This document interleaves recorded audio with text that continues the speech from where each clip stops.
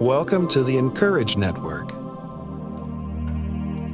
Welcome to today's Devotional, a journey through one of the most powerful letters in the Bible, the Book of Philippians. It's only 4 chapters long, but it's packed with joy, humility, and spiritual strength. And here's what makes it amazing. Paul wrote this letter while sitting in prison. Not exactly the place you'd expect a message of joy to come from. And yet, that's the whole point. Paul begins with this promise, and I am sure of this, that he who began a good work in you will bring it to completion at the day of Jesus Christ. Philippians 1 verse 6. God doesn't give up on you, even in the waiting, even in the dark. The work he started in you, he's still working on it. Trust the process. The Philippians were one of Paul's favorite churches. They supported him, prayed for him, and stayed faithful when others fell away. So he writes them not just as an apostle, but as a friend, a spiritual father. He tells them, to live is Christ, and to die is gain. That's Philippians 1 verse 21. What does that mean for us?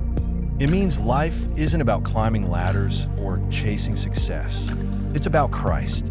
It's about living every breath for him, and knowing that even death can't take away what he's given us. In chapter 2, Paul urges us to live with humility and unity.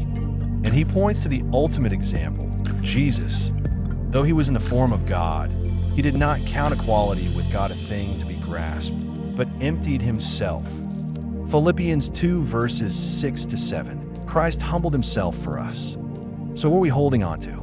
Pride? Position? Paul says, lay it down. Serve. Love. Let the mind of Christ be in you. Chapter 3 is about focus. Paul says, forget what's behind. Reach forward. I press on toward the goal for the prize of the upward call of God in Christ Jesus.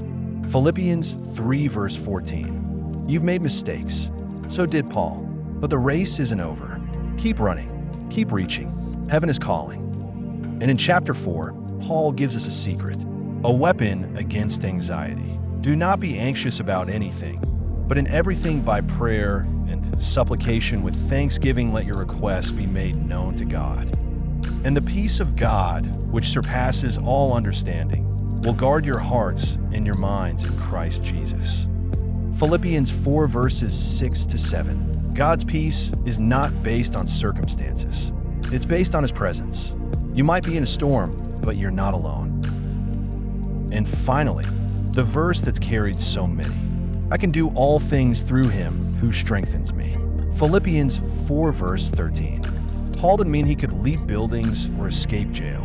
He meant, I can endure, I can trust, I can finish the race because Christ is my strength.